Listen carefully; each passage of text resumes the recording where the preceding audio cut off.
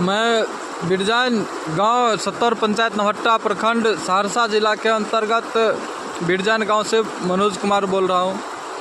अगर इस वीडियो को आप लोग देख रहे हैं तो कृपया